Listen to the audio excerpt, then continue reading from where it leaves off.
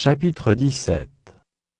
Tu n'offriras en sacrifice à l'Éternel, ton Dieu, ni bœuf, ni agneau qui ait quelque défaut ou difformité, car ce serait en abomination à l'Éternel, ton Dieu.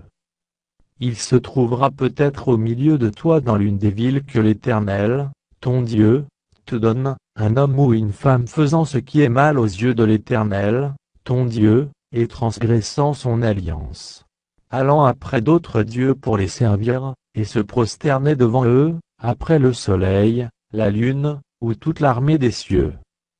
Ce n'est point là ce que j'ai commandé. Dès que tu en auras connaissance, dès que tu l'auras appris, tu feras avec soin des recherches. La chose est-elle vraie, le fait est-il établi, cette abomination a-t-elle été commise en Israël? Alors tu feras venir à tes portes, l'homme ou la femme qui sera coupable de cette mauvaise action, et tu lapideras ou puniras de mort cet homme ou cette femme.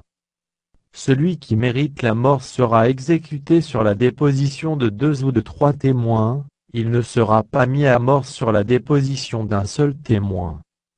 La main des témoins se lèvera la première sur lui pour le faire mourir, et la main de tout le peuple ensuite. Tu ôteras ainsi le mal du milieu de toi.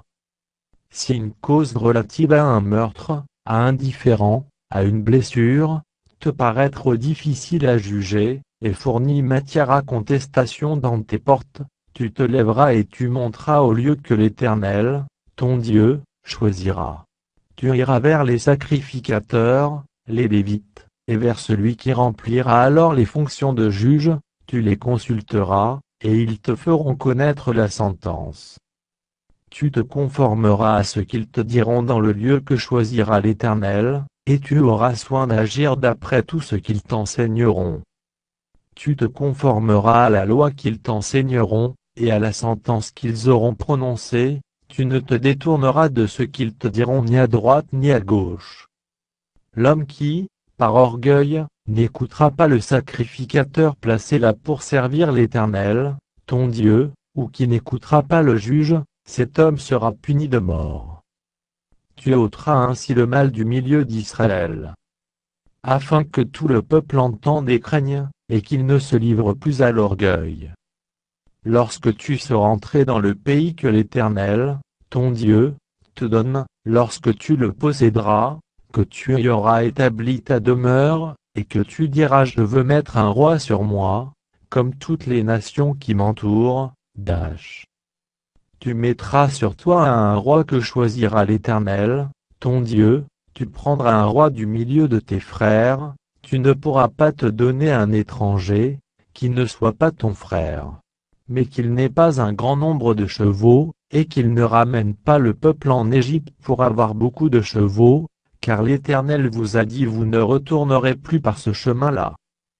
Qu'il n'ait pas un grand nombre de femmes, afin que son cœur ne se détourne point, et qu'il ne fasse pas de grands amas d'argent et d'or. Quand il s'assiera sur le trône de son royaume, il écrira pour lui, dans un livre, une copie de cette loi, qu'il prendra auprès des sacrificateurs, les Lévites. Il devra l'avoir avec lui et lire tous les jours de sa vie, afin qu'il apprenne à craindre l'Éternel, son Dieu, à observer et à mettre en pratique toutes les paroles de cette loi et toutes ses ordonnances, afin que son cœur ne s'élève point au-dessus de ses frères, et qu'il ne se détourne de ses commandements ni à droite ni à gauche, afin qu'il prolonge ses jours dans son royaume, lui et ses enfants, au milieu d'Israël.